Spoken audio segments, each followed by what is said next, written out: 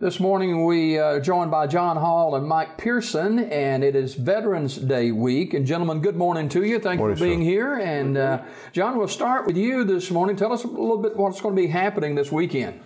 A lot of stuff is going on. The Veterans Day parade will be Friday. And a lot of people are saying, well, how come it's Friday? The schools and the businesses are closed for honor of the Veterans Day on Friday. So this would be an opportune time to do it. And it won't interfere with the Saturday football game.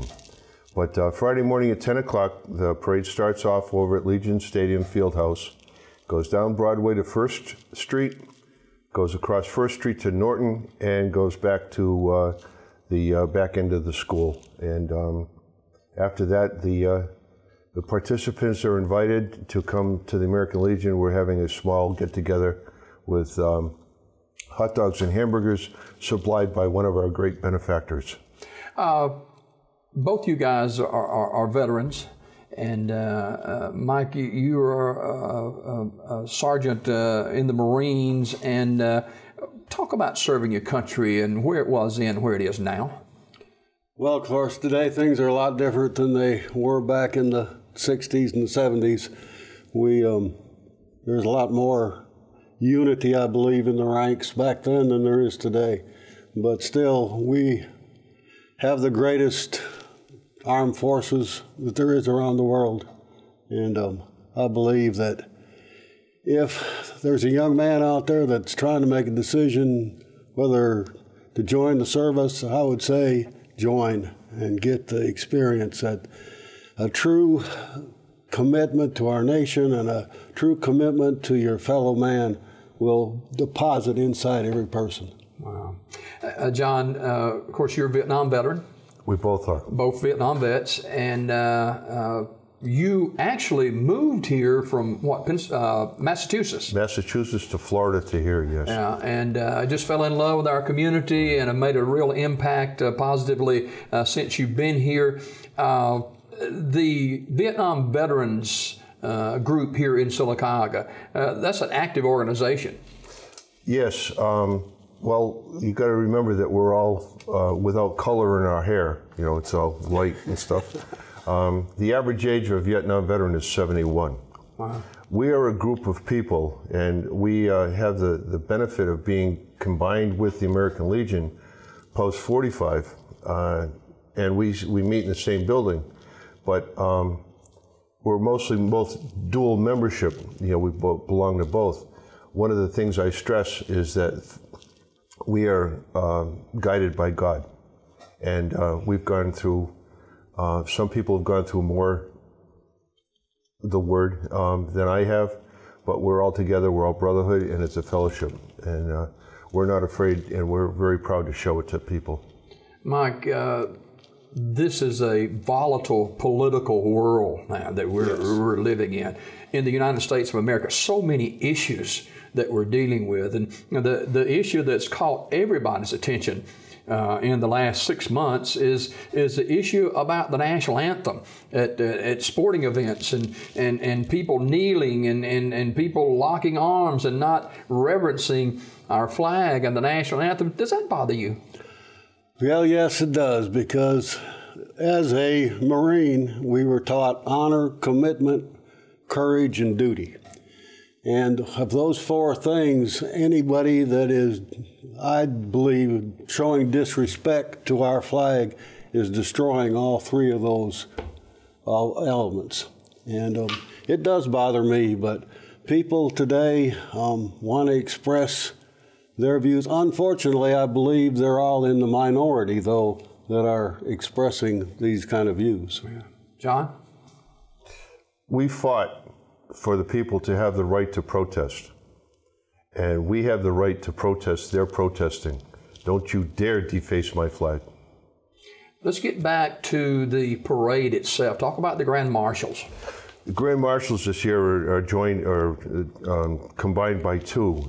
Terry Morris, a Vietnam veteran, will be one of the Grand Marshals, and one of my juvenile delinquents, Howard Ellington, a World War II, 92 years old. Wow. Right? Both of them will be in a Thunderbird up front. Actually, they'll be in front of me, because I'm carrying Alex Stewart, another World War II veteran, 97 years old, and followed by Alex and myself will be E.W. Bush from the Sprayberry clan. They're not Mike Spray. I'm sorry. One of the Sprayberries is driving a Jeep with EW inside. So we've got 3 World War II veterans. We have Reed Hodges, a Korean War veteran, and then followed by us crazy Vietnam veterans. So we're going to be lined up World War II, Korea, Vietnam, Desert Storm, Iraqi. Do we know how many Vietnam vets we have in our area? There's 9,000 Vietnam veterans in Talladega County. Oh my goodness! So there's a bunch, but see now a lot of the things, and we won't get back into the politics of it all, but when most of us came back from our duty, we were not welcomed as properly as probably we should have been. And I'm not crying on anybody's shoulders, but the fact is, it caused a lot of people for dissension, and they just don't want to. They want to just forget it. Mm-hmm. A guy like Mike has served his country proud, serves his country proud today. Right, and going through what he went through, right, he's taken on the ministry and is a preacher, and this is what we do. I mean, if you think about the general consensus is that, oh yeah, you go up there and drink and get drunk and that stuff. We don't have alcohol up there, we don't have cigarettes up there, and we don't have cussing up there. I will say a bad word here and there, but not that often. But the fact is that we are run by him, and he guides us, and we have a brotherhood fellowship that I will compare to no one. We're above reproach. Mike, as a pastor, we seem to have lost our way with our moral compass in our world, in our country. Do you see that? Oh yes, I believe right now people are getting too much involved in themselves. And if they just would stop and take a look at how great this country is, how great that God has, what all that God has given us, I believe that they would finally realize that there's more to life than just themselves. And that's what people have to face. Mm. We're talking with Mike Pearson and John Hall, both Vietnam veterans. So we get set for the Veterans Day Parade coming up Friday in downtown Sylacauga. And it goes off, what, 10 o'clock? 10 o'clock. And something we're doing differently, if I may just add to this, there's a wall that Mike and I put together, and it's on his trailer, as a matter of fact, at the Chamber of Commerce right now. This wall is a 4x8 sheet divided into 12-inch by 4-inch segments, and it's there for the people who have lost loved ones, veterans, right, to sign their name. It does no good for me to go sign someone's name other than my father, okay? But the fact is that if Jimmy Dale's got a relative that has passed and is a veteran, you go sign his name on the board. I have a brother who's a Vietnam vet, and he passed away 3 years ago. Please come sign it. It'll be made available. The markers will be there prior to the parade, and gratifyingly, I guess that's a word, but it's a lot of attention has been paid to it. This wall will be here perpetually. It will, maybe, and I hate to say we're going to have to do more, but how many units do we have in the parade? Do you know?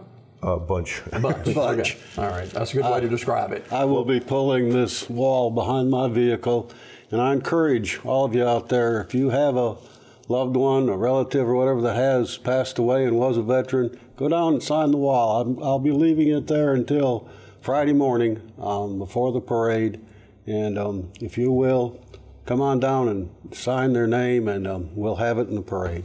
And one more thing, I just, not to monopolize, but there's also going to be a vehicle that is honoring 2 of our veterans, World War II veterans, R.C. Wakefield and L.P. Hickman, who are both bedridden, and they cannot attend the parade. They will be honored with a vehicle showing in honor of those who can't be here. You know, then we're not going to forget our brothers. LP just lost his wife, Edna, last week, and certainly a precious man. And when you guys, after the parade now, what's happening after the parade again? After the parade, we're going up to the American Legion, Post 45 on Hammett Street. I think it's Hammett Street. Yes. It's over there. Right behind Wells Fargo Bank. That's right. And we have a benefactor who's been really gracious to us, and I don't know if we want to say who it was, but I'll say it. Curtis and Son has been really great to us. The hospital's been really good to us. The sanctuary's been very good to us. But supplied by these benefactors, we're having hot dogs and hamburgers. And I would like to publicly thank all the ones that were providing for us, and we say thank you. We're feeding a lot of folk Friday morning. Hope so. That's right. Yeah. Right. Thank you both for being here this morning. And Mike, we'll leave the last word with you today. America. You talked about the greatest country on the face of the earth, facing so many obstacles and so many challenges. A new president. We've got a situation with North Korea. We've got a situation with other countries. And we've got instability in our own country. Right. Getting back to God, how do we do that? That's a tremendous question, but the main thing I think that everybody needs to do is believe in the power of prayer. And everybody, pray for our nation, pray for our leaders. The Bible encourages us to do so, and I believe prayer can make a difference in our country and in the whole world situation. We salute both your service and all the veterans of our wars in America. We salute your service and thank you so much. Thank you. Thank you. More Daybreak right after this.